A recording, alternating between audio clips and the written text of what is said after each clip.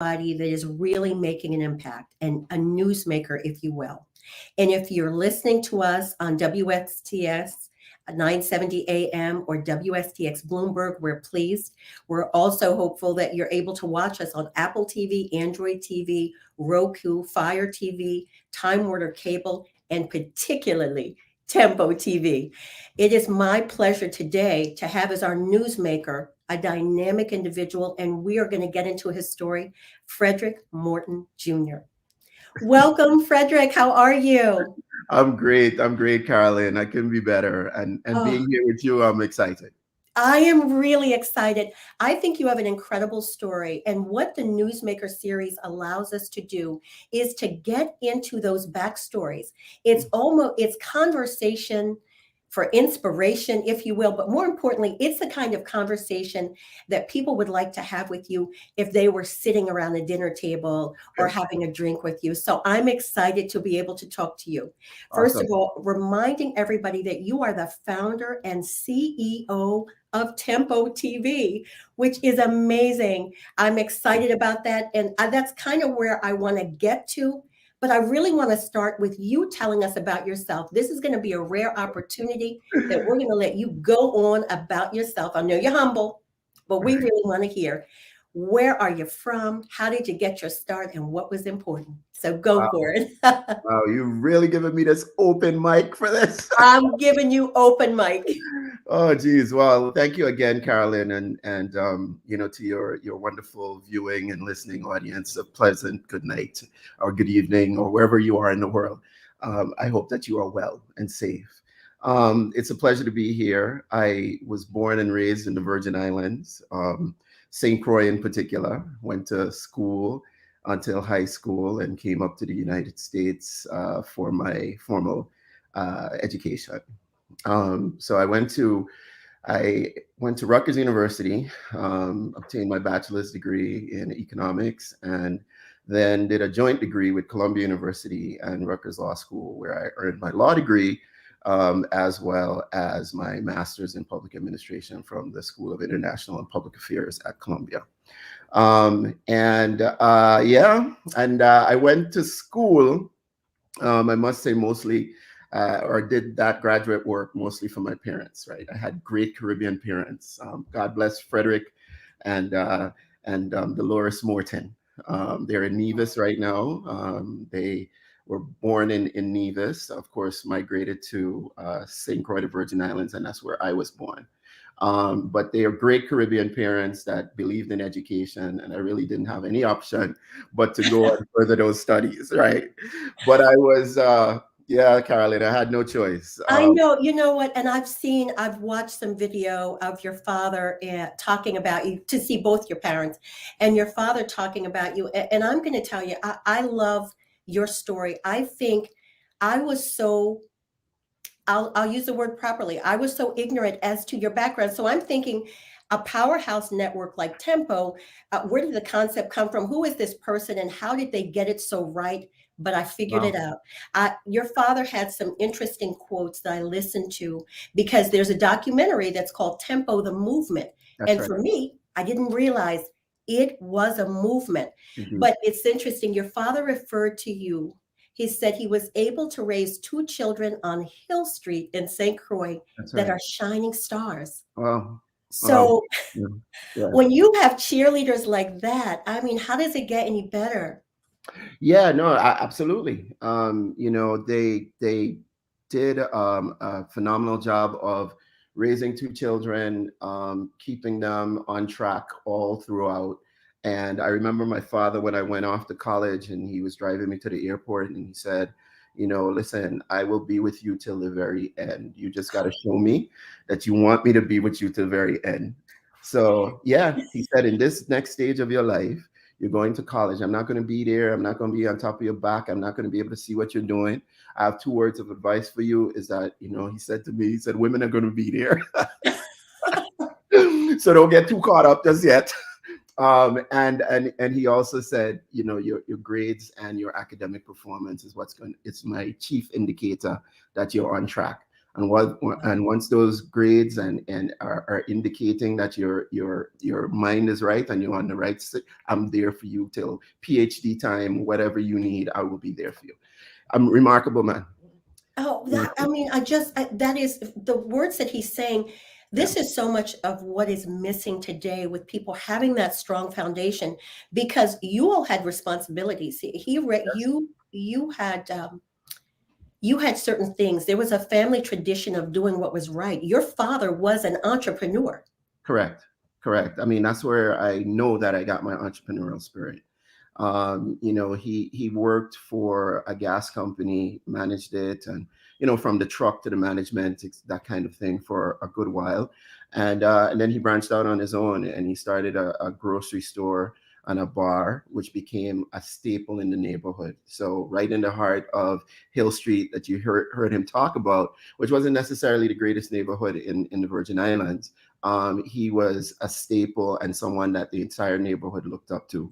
And so I was very well, protected, and I didn't even know how much, until I got older, his impact in that community. And from being, when folks were having difficulty, he was able to assist, and I saw that all growing up, and I realized that with entrepreneurship, you got to work really hard, and it's a huge challenge, and you got to put in the hours that are more than you would if you were to some extent working for others or et cetera. With entrepreneurship, you got to put in some extra time, but then once you put in that extra time and you're able to achieve some level of success, it allows you to do a whole lot for a lot of folks, and that is really what life is about. And that's another thing he Wow. taught me. He said, if you're not here to help others and figure it out and contribute, then something is wrong, because that's precisely why we're here. So something else he taught me. So Wow. very, I mean, I hear that, and that's so important. And these kinds of things, these types of values that shaped who you were, who you are, and who you're going to continue to guide and be, those things are so powerful for me. And mhm, just thinking about, your father's idea around hard work. He didn't want to just work hard for himself. I correct. remember hearing one of the individuals commenting, I think it was Miss King, in Right. the documentary. She makes mention of the fact that you grew up with people who were doing for themselves and helping others. Indeed. So when those are your motivations, it is easier to be a success, I think. Yeah, I mean, you can chase the almighty dollar all you want, but it's really not exactly the most fulfilling chase. So, yeah, at some point you realize that it's void of anything that's really truly valuable. So you have it, and that's why you see a lot of folks that are tremendously successful financially and economically are really not fulfilled. They're just not fulfilled, right?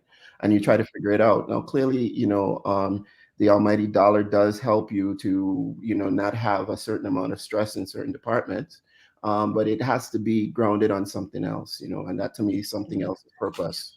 So you got to be living in some level of purpose, which ultimately has to be grounded in that you're helping some other folks elevate. So And I think your life has shown that. And I think that that's so important, because the interesting thing for me, sometimes when young people live home and they go away to go to college, they don't really want to come back. But right. where did you spend your summers and your spring break? Where were you when you were out of school? Where would you return? Well, I always came back home. So yeah, and then, of course that wasn't really an option too. I mean, it was like coming home. So I would come back home and I would work in the summers in the business. And again, that taught me about business and dedication to business and understanding that you can't leave your business unattended. You got to take care of it. So that taught me that. Again, my father, he had the business, and my mom, and they lived right on the property for the business, and it was all about really family and building this business, right? So No, I yes, I would come home and I would work there, and I would of course be happy to be home. Run around with some of my friends who used to come back as well. I went to St. Joseph High School, 7-day Adventist for my middle school, and okay. manor school for my elementary. And so there would be times when some of my friends would return home as well, at least in those early stages, and we'd have a nice time for the summer, but it was a summer filled with working in the family business. So yeah. So I love it. that's the Pro Nation. Well, this is so exciting, and we're going to dig a little bit deeper when we come back from our first break. Sure. We are going to find out more about your amazing story. You are truly a newsmaker, Frederick Morton, founder and CEO of Tempo. Just stay tuned. Thank you, Carolyn. You know you are a hot one. We are lime, we are laugh, we are chat, we no chill, we are hot one. Temperature rise, beer vibes in ya, this a hot one. Link up, connect, bust a sweat when you're deep on the hot one. We gonna spice it up like fire.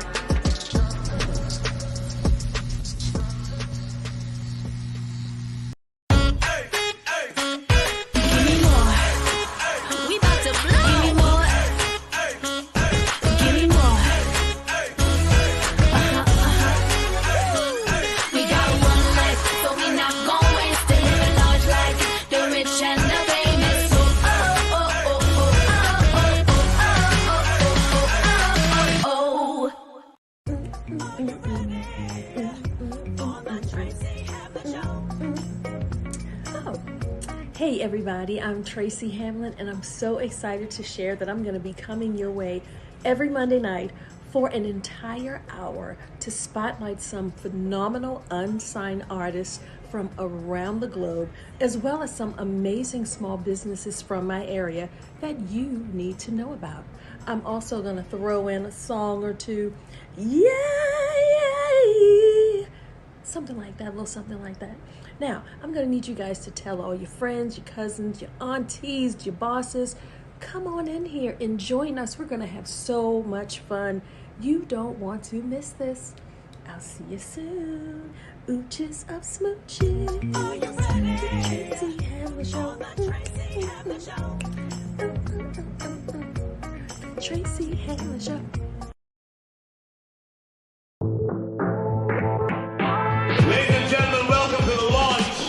Of the new MTV Caribbean channel. What's the name? What's the name? Let's go.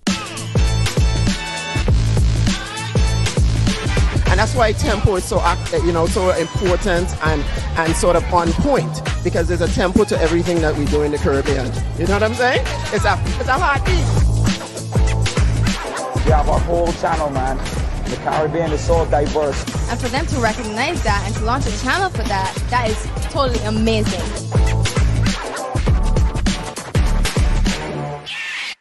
I started to think about all of that, and I was like, wow. I said, well, wait a minute. These are all the things that make great television. Watch. Hi, I'm Elizabeth Queeley. I'm a stylist, and I've always wanted to do this. It's like in my blood. I go to the grocery store and I literally tell you, I would be the girl that would be in Trader Joe's in an evening wear, because that's who I am.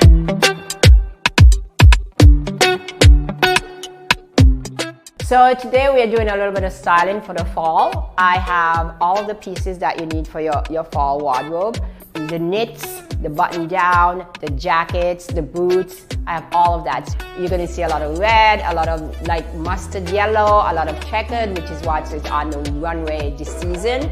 I really believe that I was meant to be in the Victorian era because I absolutely love bows and lace. So everything for me is bows and lace. If it has bows or pockets, I am that girl who would buy it. So you're going to see a lot of that in the pieces that is going to be on Katie today, and I think you guys are going to enjoy it. The color scheme is for any color skin tone. It'll be fabulous on you.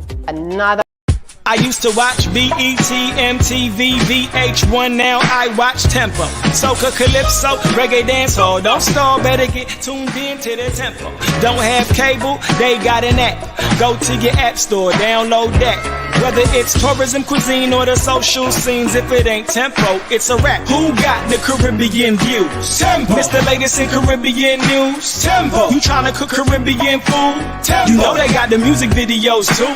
Tempo. Who got the Caribbean views? Tempo. It's the latest in Caribbean news. Tempo. You tryna cook Caribbean food? Tempo. You know they got the music videos too. Tempo.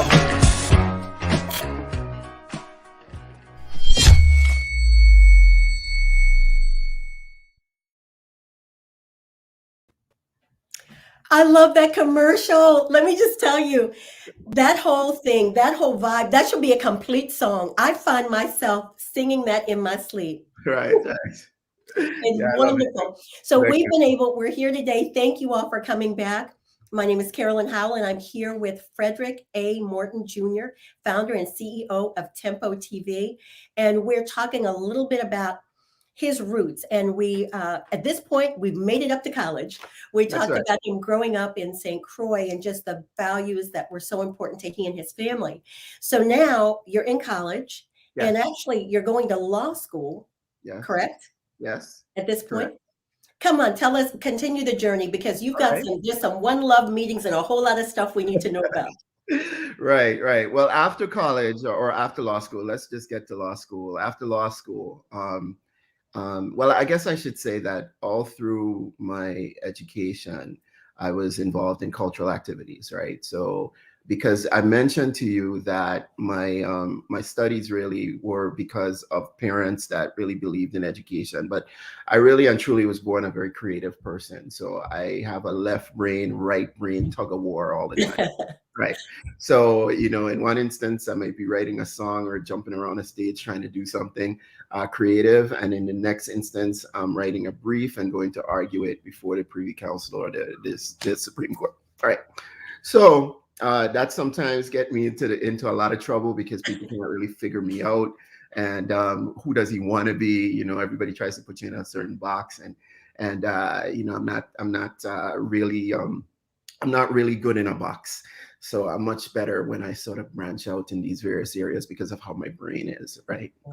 So I all through college and all through law school, I promoted events. I did everything that you could possibly do while being educated on the cultural side, right? So I know I couldn't, again, because I respected my parents so much, and they didn't necessarily see a career in arts and all of that. I said, I'm going to go to law school. That could be dramatic in of itself. I'm going to become a litigator. I'm going to go argue cases, and at least I could perform in that arena, right? So it was very strategic, just trying to make sure that every side of me came out, regardless of what the choices were. But very, I believe that, you gotta respect those who are putting energy behind you. And my parents were putting energy behind me. I had to respect their wishes. So I went on, I became a lawyer, and I went to a big New York firm. So a firm by the name of Simpson Thacher, one of the most prestigious in the world, clients, Fortune 50 clients, all of that kind of stuff. One of, I think in my entering class, I was the only Black male Wow. among, hundreds of lawyers that were hired, because it's a big, huge multinational firm. And so I excelled in law school. So I was at the top of the class. I got a whole bunch of awards when I left, So, I had a little brains for it, and was able to succeed at it, right? Even though I was tugging, my creative side was tugging at me, right? So that's not feeling like a tug. People that typically are struggling with the two sides, they're kind of limping along in both arenas, but you're killing it on the one side from a legal standpoint. From your career is just boom, one of the most prestigious. And I don't want to glaze over that point. Your class, you're at the top of your class, and you're one of the few. It is Black History Month. You were one of the few Blacks in the class, or what was that number again? Well, I went to Rutgers University, and they had a good program there where they were trying to enhance the level of diversity in the school, right? So there was, I would think at Rutgers University, it probably was a little bit better than some of the other institutions, but it wasn't many, it was still a majority school, and it was still, mostly white students, right? So, but there were, that year actually that I graduated, there were two other, Black students that excelled. So we were right at the top of the class. So there was three of us. Yeah, and it was an anomaly, and it was amazing. And we all went off to federal clerkships. I went off to the Third Circuit. My lifelong friend, and his name is Eric Pennington. He's now a senior executive in the city of Newark. He's the number two guy behind the mayor. And he was one of the three students also that were excelling.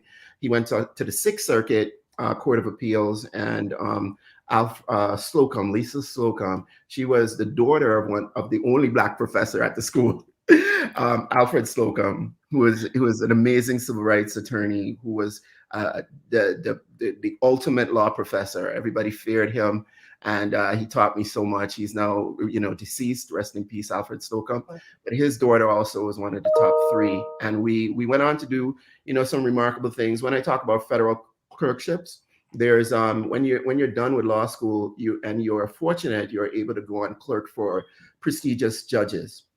And we went to clerk for judges right under the Supreme Court, which is the Court of Appeals. So it was, I don't know, I did have an aptitude for the law. And so was able to excel in law school and then go to a prestigious law firm. So I went off to this prestigious law firm. Yeah. I'm going to give you your props. That's incredible. That's wonderful. Thank you, Carolyn. Thank you. And so I did that. And while, again, let's get back to this creative tug, while the creative tug was just pulling me all kinds of directions. So I went off, and while I was practicing law, and that is not really an easy thing to be at one of these law firms. It's round the clock work. It is their clients are very demanding because it's Fortune 50. It's the top clients in the respective industries that they represent. So you have to be on point constantly. There's a suit in the closet in your office where you have to stay overnight sometimes and go upstairs to a floor that is just totally dedicated to freshening up all the showers and everything. Yeah, that's how these law firms are. And but Frederick Morton and the Tug of Creative, even while I was doing that, I opened a nightclub with some of my friends. And you opened a nightclub locally? I opened a nightclub in New Jersey. It was called Visions. Yep, it was called Visions. It was a Caribbean nightclub. We had some big entertainers in there. I remember some, even Big Pun was in there. Oh my God. Okay. I don't want to be a player no more. Right? We had Pun in there. We had Frisco Kid, just a whole bunch of different artists. And I would have Superman moments and come home, tear open my tie and my shirt and put on something, interesting, and head down to the nightclub until like 4 or 5 o'clock in the morning, where I am doing everything from bartending to the door to taking care of the talent. It was something. I am loving this. This is the one I would never see. I would never have imagined anything like that. Because first of all, most people would have been content in that substantial, prestigious career, and that would have been enough. Right. But that Superman moment, I'm just envisioning you because it's time to go to the club. And you always said you're a big culture man. So you're going to get down there so you can feel the vibe. Or wait a minute, feel the vibe. Feel the vibe, right? You got it, Carolyn. I like it. Very good. Oh, I love it. This is so exciting. I did this for many years, and we had the club, and I just was in these Superman moments plenty. And so after a while, though, I realized that, it came time when it's about 7 years at a firm before you are considered for partnership. Sometimes longer than that, of course, if they don't pick you for partnership after that, right? So you have to stay and continue to work. I was coming up, I think it was probably about like my 6th year. And I had gotten some really good indication that I would be on the partnership track. That's what they call it, the partnership. Right. And so, at that point, I had a lot of high profile cases that I was senior associate on. And, the firm that I was at, it was fortunate to be they had a lot of entertainment industry clients. So they had clients like Viacom and CBS and a lot of clients in the booze industry, Seagrams, and, they just had, all of that stuff. And I was fortunate enough to work for at least 2 partners whose clients they were, right? So I had a lot of, I was always in LA. I was always, flying someplace. And then, of course, I had your run-of-the-mill insurance cases and all that. Oh, my goodness. Right. But I did have the opportunity to really dig into intellectual property law and antitrust law, a lot of the big mergers that happened during that period of time.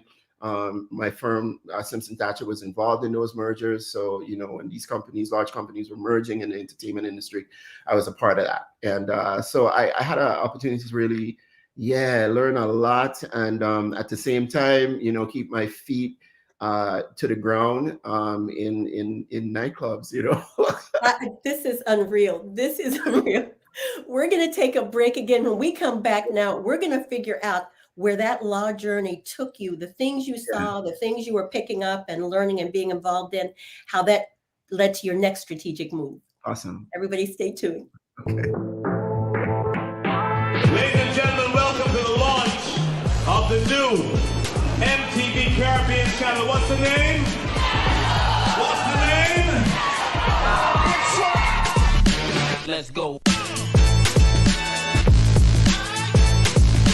And that's why tempo is so important and sort of on point, because there's a tempo to everything that we do in the Caribbean. You know what I'm saying? It's a heartbeat. We have our whole channel, man. The Caribbean is so diverse. And for them to recognize that and to launch a channel for that, that is totally amazing.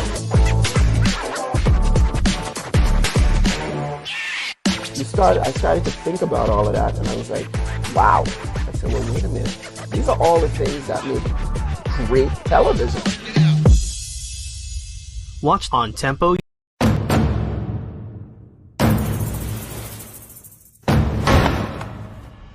Time. It has a different meaning in the U.S. Virgin Islands.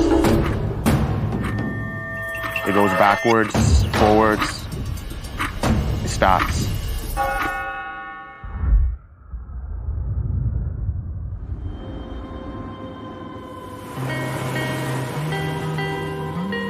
St. Croix is rooted in history.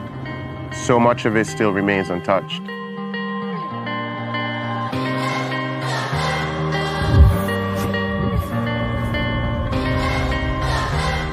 I remember running on these streets as a kid. This shop was right down there. It opened the same year I was born. This is where the original Crucian hook was born.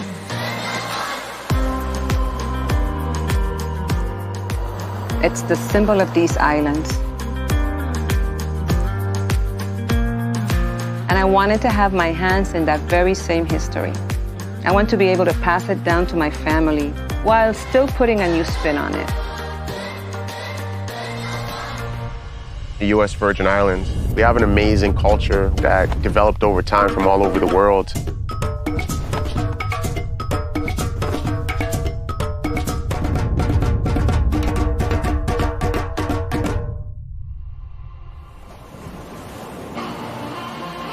St. John feels so untouched. Being underwater is like another world. There's no worries, there's no stress. I can just escape. This is my happy place. My passion for scuba diving came at just being fascinated with the water and wanting to be a mermaid. And this is the closest thing I can get to achieving mermaid status.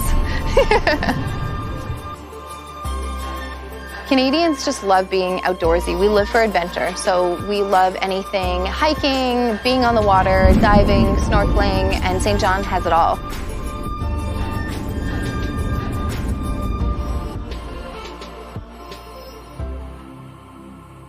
It's like some spirit is protecting the island and keeping them raw.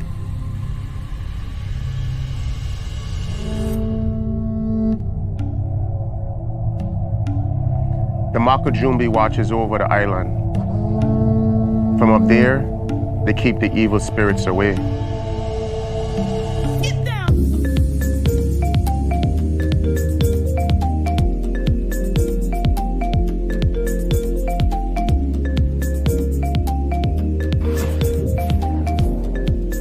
The nightlife in St. Thomas is absolutely amazing. There's always something going on. Everyone comes together to dance and catch a vibe.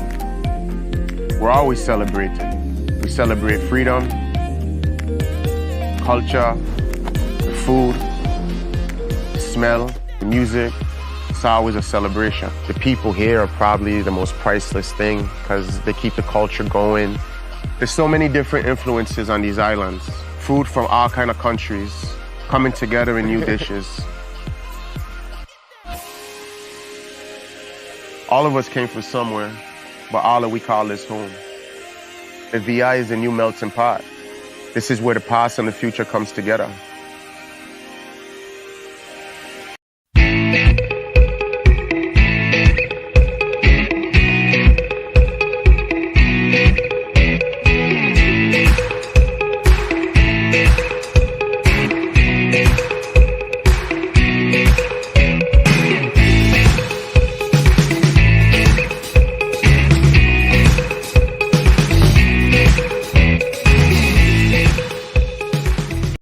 I used to watch BET, MTV, VH1, now I watch Tempo. Soca, Calypso, Reggae Dancehall. Don't stall, better get tuned in to the tempo. Don't have cable, they got an app. Go to your app store, download that. Whether it's tourism, cuisine, or the social scenes, if it ain't tempo, it's a rap. Who got the Caribbean views? Tempo. Mr. Latest in Caribbean news? Tempo. You tryna cook Caribbean food? Tempo. You know they got the music videos too? Tempo. Who got the Caribbean views? Tempo. Mr. Latest in Caribbean news? Tempo. You tryna cook Caribbean food? Tempo. You know they got the music videos too? Tempo.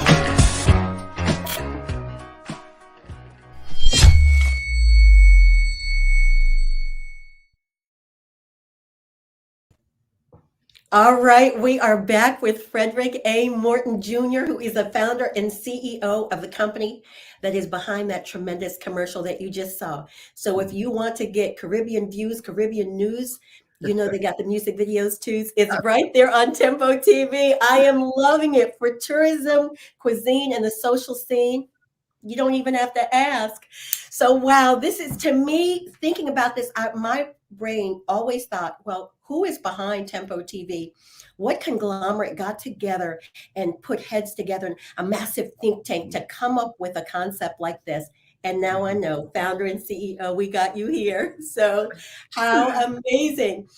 You were just sharing with us your legal journey, and you'd reached a point at a prestigious law firm. And as a matter of fact, everything you did was impressive throughout your legal career and in your education. And so here now, Crossroads, you're learning all of this. Well, not learning because you already know it, but you're sort of helping with the litigation of these mergers and acquisitions, et cetera. And you're getting more and more excited because are you starting to see the two worlds kind of embrace each other? Yeah, I mean, right. I started to see, just like you said, glimpses of maybe I might be bringing these two worlds together, or it could happen, you know. But I knew, so that was a little exciting at the moment. But I still didn't know, how. I still, didn't know if it was going to happen necessarily, and I felt like it wouldn't happen for sure if I stayed at the law firm. Wow. So, right. So that's what I was telling you. So when I found that I was being at least considered on the partnership track, I started to get a little antsy about my life and whether or not I wanted to really do that, And so I jumped off of an incredibly well-paying, prestigious position at one of the top firms. Who does that? Well, let me just ask you. When you're going through was there a call home to dad to run this past him? I'm just curious. It was. And, I got to tell you, my parents, man, they're amazing. They said, you look like you know what you're doing. And whatever choices that you make, we're going to stand behind you. They never said stay. They never said, they just said, it looks like you know what you're doing. So Frederick, if we can just take a second. When you think about the fact your father, you mentioned he worked at the gas company, yep, and then went on to own a grocery store that became a neighborhood staple and a gathering place for people. It was correct. A grocery store. You said in the islands we might call it a rum shop. Right, that's correct. So it's like it's a bar and a grocery store. Yeah. So these are humble people who it seems like the most important things they had were their values, yes, and their desire to make family life central. That's correct. So with all of that, and now you're this high-powered attorney at this amazing firm, and they're not even questioning you because I guess they realized everything that they had raised you to be, you were doing it. I really do believe that's what happened. Wow. Because that's really the only way to see it. Because in normal circumstances, folks would have been like, "What are you doing?" And yes. I had a lot of these, Carolyn. I had a lot of these what are you doing moments. That's only the first one, but they just stuck behind me, when they so I just to continue the story. Yes, please. They said, go ahead, and I said, okay. I got an offer from one of the firm's clients, Johnson & Johnson, to come over to Johnson & Johnson. Now, I knew that wasn't exactly it, right? Pharmaceutical. Because I'm thinking right now, you've got your creative side, and now you're going Correct. a highly reputable company, one of Yes. just really a pillar of the economy. But Absolutely. I'm thinking that's not your creative move. Yes, that right. So I had to really think about that, but I knew I had to come off of the partnership track. It wasn't right it didn't seem right for me, and it didn't seem right to sort of stay at the firm knowing that I had these two minds, So I just made the decision that it probably is a decent interim step, and I went off to Johnson & Johnson, like you said, highly reputable company. When people go to Johnson & Johnson, they don't leave. It's like you got great stock options, you got this, you got that, you got all the baby lotion you could. I know. I thought immediately of the products. I thought immediately of having a lifetime worth of products. That's right, Neutrogena, Vito, and healthcare, and so folks don't leave Johnson & Johnson. But I went. They gave me a terrific offer. I became head of litigation there, and interestingly enough, I was there for about a year, excelling, doing well, and then I got a call from Viacom, and Viacom, in less than a year, I was Johnson & Johnson, and I got a call from Viacom. Gentleman, he was the number 2 lawyer at Viacom at the time, Mark Morrill, and Mark called, and Mark said, listen, I know you just went over to Johnson & Johnson, but we really appreciated the work that you did for us while you were at the law firm. Yeah, we appreciated the work you did, and we really would like you to come on over, and there's a chance that you could become head of litigation here at Viacom. You'll come in as the number 2 litigator. Yeah. And I was like, okay, that's a lot closer, right? Wait a minute, but this is like, that had to be confirmation that the move was well thought out and that it was paying off. Yeah, I mean, I'm a highly spiritual guy. Again, something that came from my parents. They believe in the Almighty, and they grown that into me. I went to 2 churches when I was a kid. They made sure that I went, No, these 2 people are amazing. Frederick Morton Jr. Listen, they made sure I went to Anglican church from 7 to 8:30 because I was confirmed as in the Anglican church. But they didn't feel like, they felt, that Catholic tradition and a very rigid and structured, spiritual journey in the Anglican church. They didn't feel like that was enough. So I would come home at 8:30. My mother would have some breakfast there. I'd eat the breakfast, and I would go on to what's called a Pilgrim Holiness Church, which is like a Baptist church from about 9 o'clock till about 1, 2 o'clock in the afternoon. Sunday school up the wazoo. I mean, it was just like crazy, right? Those 2 things don't really go together, but you understand what I mean. No, I understand exactly what you're saying. They were overachievers on every level, as were you. So there's practically not a Bible story that I don't know. And so I'm just, really, really, I believe that my sitting here with you, Carolyn, right now is a tribute to that spirituality and knowing that the Almighty is the ultimate light and guiding force in my life, right? So the reason I bring that up is because I knew that even then that, I had the faith to leave Simpson Thacher, go to Johnson & Johnson, and then a year later, here I am being called to Viacom, and you have to put in an application, nothing, right? So that's got to be some divine situation, right? I'm just thinking, I mean, at that point, literally, I'd be clicking my heels every step of the way. Any one of those, from the time you left literally law school and got with the first firm, any one of those could have been a career path to retirement. Good. And everybody would have been high-fiving you for your tremendous success. Yes. But this story just keeps getting better. And we're still not at the tempo part yet. Because now you're at Viacom. And a lot of folks don't even know this story. I just decided, I told my good friend Anthony that I just decided this year to start, telling the story a little bit more because a lot of folks don't even really know it. Well, thank you. And let me tell you why your story is important. It is important because we're at a time where parenting is hard and tough. Parents are stressed trying to do everything under the sun.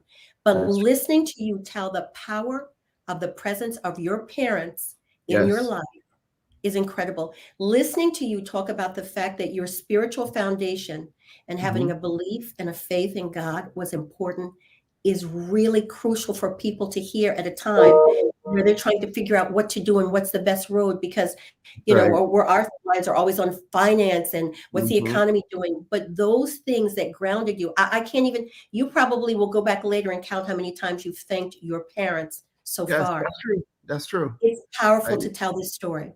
Yeah, well, I thank you for that encouragement, because I did decide this year that I would talk a lot more about it, and so those encouraging words will lead me to continue to do more of that this year, right? But yeah, so I went off, to, after getting that call, I said bye-bye to the folks there at Johnson & Johnson. I had a great relationship with the general counsel. Roger Fine was his name, and they said, you know, you got to follow your passion. We understand, Frederick. And I went off to the Wild Wild West. I say it's the Wild Wild West because that's the entertainment industry. You know, it's the Wild Wild West. You finally hit it. It is that creative side is dancing with the legal knowledge to steer you right. That's what I love. That's right. That's right. And that's what I was saying. You know, sometimes you just don't know why things are happening in your life and why you're going in a particular direction. Here I am going to law school and everything from my parents, but it really was it was part of the divine order of getting me prepared for the ultimate, you know, joinder of the creative and getting to that creative spot when I would have never thought about it as it was happening, you know. We'll get to this, but, you know, Tempo could not have been born but for that legal background. It just couldn't have happened. And that's what the interesting part is, because, or if Tempo were born, you may be an employer there. 100%, I would be an employer there, or it may, right? or maybe not, you know. or maybe not. Maybe somebody else would have. That's so right. How did that all get going? And I want to keep my eye. I could talk to you. You're so easy to talk to. I need to make sure I'm being respectful of our sponsors and our commercials. Indeed. When we come back, we're going to dig in. And we want to encourage everybody right after this broadcast on our TV network, we're going to be playing Tempo the Movement, because you need to know why it was a movement, and you need to understand why Tempo is something that you need to download or subscribe to. This channel is incredible. So we're going to be back in a few more minutes and talk more with Frederick A. Morton Jr. Thank you.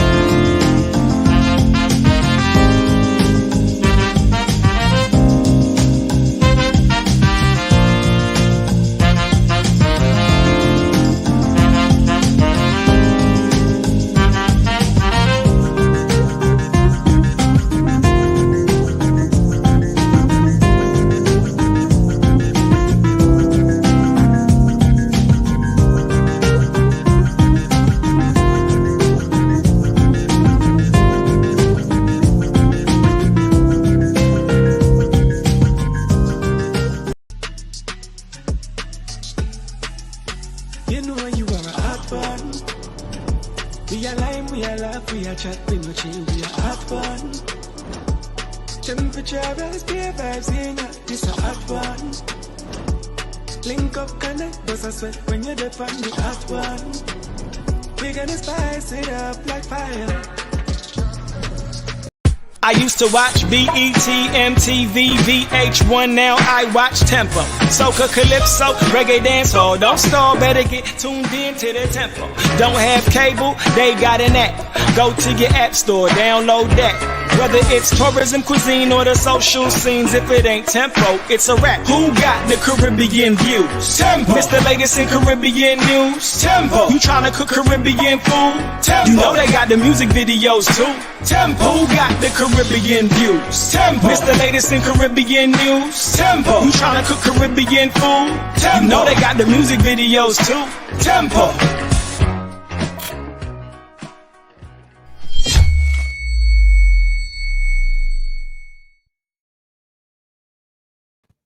Well, all right, we are back with Frederick A. Morton Jr., founder and CEO of Tempo.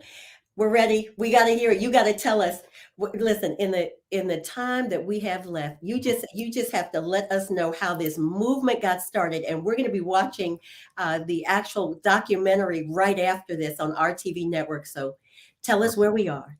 Well, you know, the movement, and it really truly was a movement. It wasn't just the launch of a network or a media product. It really was built on sort of moving the Caribbean and all that is great about it to another level in a space that it is truly recognized for all of the wonderful contributions that it has made to the world. You know, there was no platform dedicated to that. And the contributions have been so many, you know, from the founding fathers of this country down to the civil rights movement, to the music, the cultural movement in the United States, for example. Caribbean people have been a part of, you know, from Cicely Tyson to Sidney Poitier to Harry Belafonte to Colin Powell to Eric Holder to Marcus Garvey to Malcolm X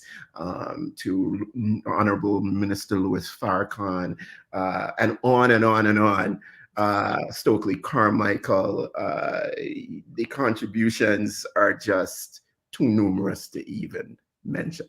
When you say it, and you know, it's so interesting because we are, you know, there are so many little known facts. And just on Monday, we had a NewsMakers series that had the governor of the U.S. Virgin Islands, Governor Albert Bryan Jr. Yes. Who at this time, history will read that he is the only African American governor Indeed. in the United States since 2019. So, I mean, and then you mentioned the roots. So much of what has happened in the United States of America is well rooted in the Caribbean. And speaking of the U.S. Virgin Islands, when we think of Hamilton, you know, and how Hamilton took everything by storm, little known history fact about Hamilton, where he came from, what this was all about. So you are really dropping a lot of knowledge and a lot of names right now. That's right. So when I mentioned the founding fathers, I was specifically thinking of Alexander Hamilton. You know, he was born in the tiny island of Nevis, and left Nevis when he was around 12 and came to the other tiny island of St. Croix, and the Virgin Islands, and then ultimately came to the United States around 18 or so, and then the rest is sort of history, right? The architect of the entire financial institutions in the United States, and one of the founding fathers of the country, you know, and a lot of obviously, you know, his thinking in that duel that happened with Aaron Burr.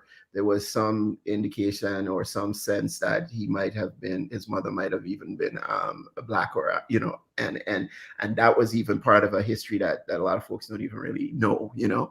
But I say all of that because of the impact of the region on the world, right? So even on the island called Nevis, there, you know, it has a huge relationship to Europe as well, right? Because, you know, the entire Caribbean, you know, is well, it was victimized, so to speak, by colonialization, right? And so there's a impact that the Caribbean has had on the world that has never really been acknowledged. An amazing impact. And so historically, we can dive into those types of deeper issues, and then culturally, we could dive into the impact of our music. And if you look at any moment in top 100, you will see the influence of our beats. Yes. You will hear the influence of our beats. Yeah, I mean, whether it's acknowledged or not, it's there. Hip hop, for example, one of the leading genres in the world. If you look at certain indicators, it might be the leading genre in the world. That particular genre was founded in the Caribbean. A lot of folks don't realize that, but Kool Herc, who is the founding father of hip hop, everyone that is undisputed. Everyone knows it's Kool Herc. Well, where's Kool Herc from? He was from Jamaica. So he was born in Jamaica. And these are things that the network, the reason I'm bringing this up is that these are stories that the network is going to get into as we move forward. We're going to really dive into it. We started and now we're at a place, and it's very exciting, where we're going to be picking up a lot of those topics, and it is going to blow a lot of people's minds. Yeah. No, and I think that's amazing. And when we think about it, just talking to it, you've named so many people that have influenced the art, the music, just politics, everything. Yeah. And when we think of names that we're going to have to drop because they made an amazing impact on what we're doing, your name's going to have to be added to that list, because until Tempo came, let's be honest, you said there was no other platform like that. So the Tempo, the movement, which is a documentary that you have that people can watch on Tempo TV, which we hope they do, or certainly watch it on rtv.network. We'll be playing it right after this broadcast with you. Awesome. They're going to get so much backstory that it's incredible. But here you are at MTV, and there wasn't anything that existed like this. So how did that happen? Right, and I know that time is short, so I'll accelerate the story a bit. Yeah, I'll help you out there, Carla, and move a little. Yeah, I know, right? Right. But yeah, I ended up, going to Viacom and spending about 2 years there, quickly rising to be head of litigation at Viacom. Wow. Huge cases. I mean, some of the biggest involving Blockbuster, Video, and CBS, and just massive cases involved in. And then I was asked to go down to head litigation for MTV, which is a subsidiary, of course, of Viacom, right? It was at the time the most important subsidiary of Viacom, because it was MTV Networks. It included MTV, Nickelodeon, VH1, the whole stable of cable networks. And I was asked to go down and become the number 2 lawyer at MTV Networks. So there was a general counsel, then me, on the senior team. And with a chance of becoming the ultimate general counsel of MTV. Oof. Yeah, so I went on down, and there was my role then was head of litigation as well, intellectual property, and what's called pre-broadcast review. Pre-broadcast review is that, the part of the legal department that vets all of the shows to make sure that there's no legal problems in the shows, right? So it was a particular trying time in the department, because it was a time when shows like Jackass was prevalent, if you remember that. Right. And then you wind up, if somebody watches it and then they do one of those stunts, and then you've got a problem. There's a problem. Exactly. So there was always a little bit of strife between the legal department and the creative department. And because I had a mind for both, I was able to sort of bridge the divide between the legal department and the creative. So, instead of punching the guy twice in his face, maybe just punch him once, that kind of thing. Right. Those kind of decisions are really made. That's my big legal input, right? Punch him a little softer in the face, right? Pretend to punch him. I was in charge of all of that pre-broadcast review, litigation, intellectual property, and I quickly sort of excelled at that too, and ultimately became started to feel antsy again and think, well, okay, I'm really close to something. I'm feeling something, but I still don't feel I got this legal side together, but I still don't feel like I'm exactly where I need to be. Right. So go figure. I then, in that moment, at the same time, I was being, watched by HR as a leading, sort of candidate for movement in the organization. So the head of HR, a woman by the name of Joanne Griffith at the time, sat me down and said, Frederick, you have a great future here. I'm going to start this mentorship program, and we're going to assign to senior executives a more senior executive as your mentor. Yeah. And she said, it doesn't get any better. It doesn't get any better. Well, until you hear this, she said to me, and I'm going to assign Tom Freston to. He was the president of MTV. Right? What? Yes. Yeah. So she assigned me, Tom Freston, the president of MTV, and not just the president, but one of the founders of MTV. He's an iconic name. You could look this up. Tom Freston in the industry. She assigned me to Tom as my mentor. Right. And I was like, okay, and all of these things were happening, and I really didn't even have an understanding of how profound and that it was, because I was just kind of moving along. When I look back now, I realize, wow. And so Tom quickly took me under his wings. We had a standing lunch every month, and I could go to his office at any time, and I could text him, and I could whatever. And I certainly took advantage of that, and without pressing too much on his time. And he would always answer and everything else. And so during this period of time, as my mentor, I started to get a sort of a nudge and something just started to come into my head about the launch. Frederick, here's why you're here. You might want to start talking about the Caribbean to these folks, right? Yes. You might want to start talking. You got Tom's ear. Why don't you just start talking to Tom about the Caribbean? So we went to lunch, one of the lunch, and I said to him, Tom, I have this idea. It just woke me up in the middle of the night. The Caribbean is amazing. We got tourism, we got food, we got music, we got everything. It needs its own platform, Tom. And Tom is looking at me like, aren't you head of litigation, intellectual property? My goodness. Yeah, he's looking at me like I've lost my mind. And I said, no, Tom, I'm serious. Like, I have this creative side, and I really feel like this is something that we should be looking at. And he kind of looked at me again, crazy, and he said, all right, Frederick, I okay. And we finished the lunch, and that was it. And it just kept gnawing at me.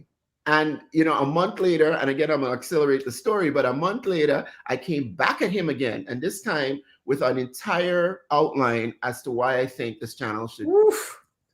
Yeah. And I gave him that outline, and he was like, wow, you're really serious about this. Thankfully, his good friend was Chris Blackwell. He used to always be in Jamaica, so he had some understanding. And again, to accelerate, it took me about 3 times telling him the same thing. And then he said to me, look, like, you serious about this, but you got to know what you're doing here, Frederick, because you're on a track right now. Yeah, you're on a track right now. And you know what it is for a young Black man to become general counsel of a Fortune 50 media company? I mean, just really, that's what I'm saying. You were getting ready to make another one of those cliff jumps. Yep. And I did. I made another cliff jump. The biggest cliff jump. I basically went. He told me to go into the organization when he thought that I was serious and pitch it, and I started to pitch it. It took me about 2 years, to sort of get to the green light. It was a very difficult journey, but during that period of time, I derailed myself from becoming general counsel because everybody clearly realized that I was so passionate about this particular move, that Tempo was going to exist. And that's where those love meetings came in. That's where they came in. Yeah. Frederick, we are going to have to bring you back on. This cannot end here. You are amazing. I encourage everybody to stay tuned to watch our TV network so that you can see the Tempo movement. Go subscribe to Tempo TV. This is amazing TV. It was groundbreaking. Frederick, I thank you for being our newsmaker. And until we meet again. Indeed. Thank you, Carolyn. Until we meet again, love and light. Thank you. God bless. Ladies and gentlemen, welcome to the launch of the new MTV Caribbean channel. What's the name? What's the name? Let's go. And that's why tempo is so so important and sort of on point, because there's a tempo to everything that we do in the Caribbean. You know what I'm saying? It's a heartbeat. We have a whole channel, man. The Caribbean is so diverse. And for them to recognize that and to launch a channel for that, that is totally amazing.